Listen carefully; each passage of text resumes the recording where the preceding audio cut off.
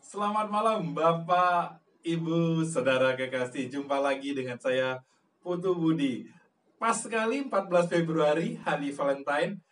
Izinkan saya untuk sharing tentang kasih atau cinta. Ya, jangan cintai anak Anda. Kok gitu? Tapi buatlah anak Anda merasa dicintai. Setelah selesai nonton video ini, yuk coba Bapak Ibu sekalian tanya kepada putra-putri terkasih, kamu merasa ayah, ibu cinta gak sama kamu? Siap-siap ya. Bisa jadi mereka kalau berani sih jawabnya tidak. Padahal kita sebagai orang tua itu sudah merasa mencurahkan segala kasih sayang kepada mereka. Tapi kok ternyata bisa ya apa yang kita lakukan segenap hati, jiwa dan pikiran ini, cinta kita itu tidak diterima dengan baik. Karena ternyata ungkapan rasa cinta kita dalam bentuk tindakan kepada anak-anak itu tidak dirasakan oleh anak-anak. Jadi tidak tepat sasaran seperti itu. Oleh karena itu saya akan sharing tentang apa sih tindakan yang harus kita lakukan supaya anak merasa dicintai. Ya, ada 5 bahasa cinta yang kalau kita terapkan kepada anak-anak kita, tangki cintanya itu akan selalu penuh. Ketika tangki cinta anak itu penuh, sikapnya dia akan jadi baik-baik saja dan tidak akan mencari cinta di luar rumah. Oke, yang pertama adalah sentuhan fisik. Nah, ini nostalgia dulu lah. Dari kecil, anak-anak kami, ya kalau sentuhan fisik udah pasti diterima lah. Digendong itu kan sentuhan fisik, ya. Ibunya nyusui, itu sentuhan fisik. Dia dapat, ya. Semakin besar, sentuhan fisik apa? Pelukan, ciuman itu ketika anak kami laki perempuan adalah hal yang wajib kita orang tua lakukan. Ya, masih ingat video saya kemarin cara bangunin anak-anak seperti apa? Saya peluk, cium, uyel-uyel itu sampai dia jawab gitu ya. Jadi sentuhan fisik seperti itu. Semakin besar, ya pelukan masih bisa kita lakukan. Kalau laki dipeluk terus rasanya risih ya, sudah SD apalagi SMP. Tapi apa yang kita lakukan untuk sentuhan fisik ya, ya jalan disenggol gitu ya. Upayakan supaya tetap terjadi interaksi sentuhan fisik itu. Ya puji Tuhan kami bisa melalui dengan penuh sentuhan fisik kepada 3 anak saya sehingga tidak akan kekurangan ya, bahkan sampai sekarang pun masih kita lakukan ya. Kemudian yang kedua yang tidak kalah pentingnya bahasa kasih yang bisa kita berikan kepada anak-anak kita adalah kata-kata pendukung. Nah, ini mujarab sekali dan sangat ajaib ya. Kalau mendengar seminar di luaran sana, para motivator kan selalu mengatakan memang afirmasi ya, afirmasi. Ternyata itu benar adanya. Bahkan Alkitab pun mengatakan jangan sampai kita mengeluarkan kata sia-sia, tapi katakanlah, ucapkanlah berkat. Berkat itu apa? Kata-kata yang positif, kata-kata yang menguatkan, yang mendukung. Ketika dia berhasil, kita ikut di dalam keberhasilannya. Ketika dia dalam keadaan tidak senang, lagi sedih, kita ikut larut di dalamnya dan menerima keadaannya dan memberikan kekuatan kembali kepada dia. Memuji itu perlu, tapi hati-hati nih kalau muji ya, sesuai dengan proporsional ya. Pujilah tindakannya pada saat itu, pujilah pencapaiannya pada saat itu ya. Jadi jangan terlalu bias ya memuji. Wah kamu hebat, hebat pada saat apa? Luar biasa sekali kamu, nak prestasimu luar biasa, jadi juara 1 misalnya ketika naik ke kelas 6, ketika lulus jadi 3 besar misalnya, itu prestasi akademis. Kalau olahraga atau dance dia ikut lomba, sekalipun mungkin tidak juara, tapi kamu luar biasa, kamu telah melakukan upaya yang terbaik yang bisa kamu lakukan. Tetap latihan, suatu ketika kamu pasti bisa jadi juara. Ya, Seperti itu. Dan ada 3 kata ajaib itu yang harus kita setiap kali ringan untuk mengucapkannya.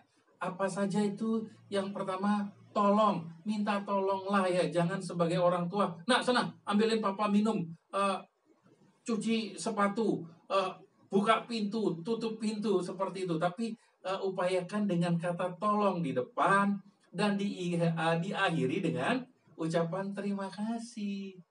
Ya, dan yang tidak kalah pentingnya, ya ini biasanya ego orang tua nih, nggak mau ngaku salah. Tetapi ajarkanlah kepada anak-anak kita untuk berani mengakui kesalahannya, dan kitalah yang memulai dengan sorry loh, papa salah. Kamu bener nak. Ya, sesering mungkin ringanlah kita untuk mengutarakan 3 hal itu. Itu kata ajaib.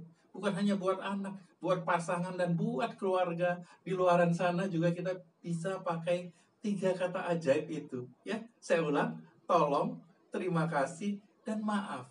Ya, ada 2 ya. Kemudian yang ketiga adalah apa sih? Pelayanan. Nah, kalau dari kecil sih memang kita udah melayani. Saya jadi ingat mau sekolah masih dipakein kaos kaki, dipakein iketin tali sepatu, pakein baju seperti itu ya. Ketika mereka sudah bisa mandiri ya mereka lakukan sendiri. Kemudian antar les, antar beli ini, pengen kemana kita temani, itu menunjukkan kita memberikan servis pelayanan kepada anak kita. Ya, jadi jangan pelit untuk melayani anak. Kamu sudah bisa lakukan sendirilah. Ya, kita suatu saat memang perlu memberikan layanan-layanan seperti itu supaya mereka juga merasa ditolong dalam hidupnya.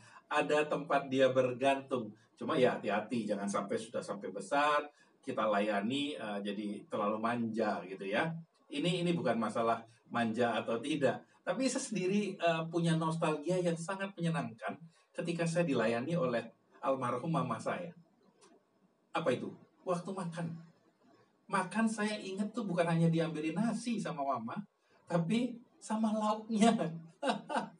Luar biasa sekali ya. Sampai saya besar dan itu sangat memorable sekali. Saya sangat suka sekali seperti itu. Apakah saya lakukan itu kepada anak-anak saya? Enggak lah. Oke. Kemudian yang tidak kalah pentingnya, yang keempat itu adalah waktu berkualitas.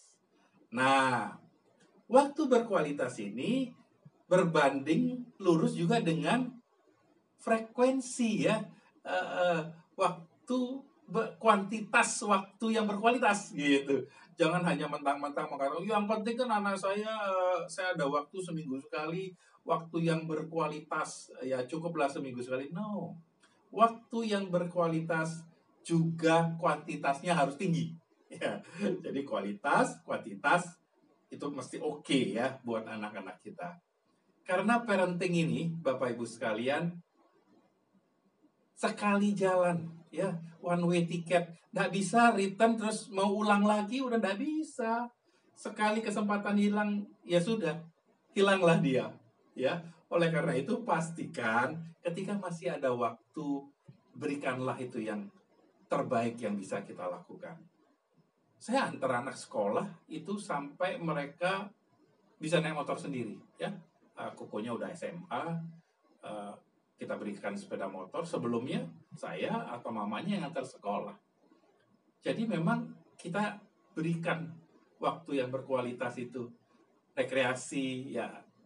Ketika mereka masih suka main ke pantai, hampir setiap minggu kita ke pantai, renang, bangun dengan pasir segala macam, ya ikut bermain di sana. Kita sudah berikan itu. Kemudian yang terakhir, dan ini suka salah, banyak yang orang tua salah, yaitu pemberian hadiah ya.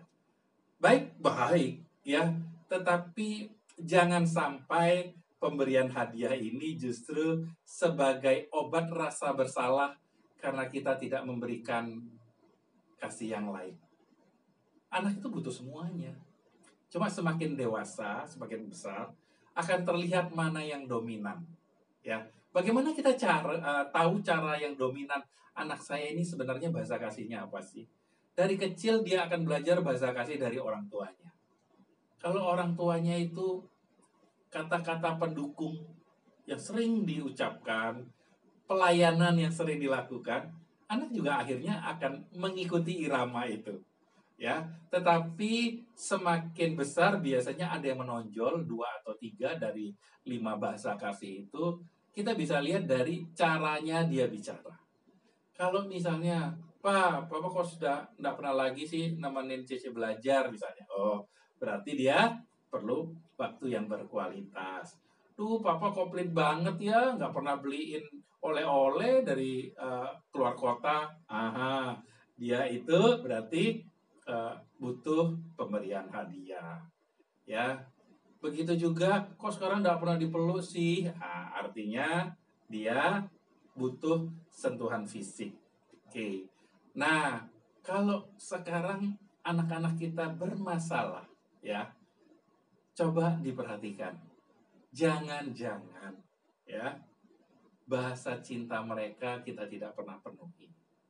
Kalau kita sudah penuhi, biasanya anak-anak itu tidak menjadi bermasalah.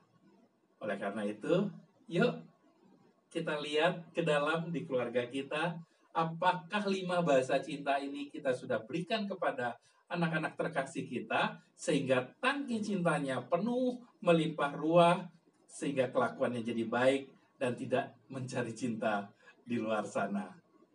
Terima kasih, saya Putu Budi, sampai jumpa.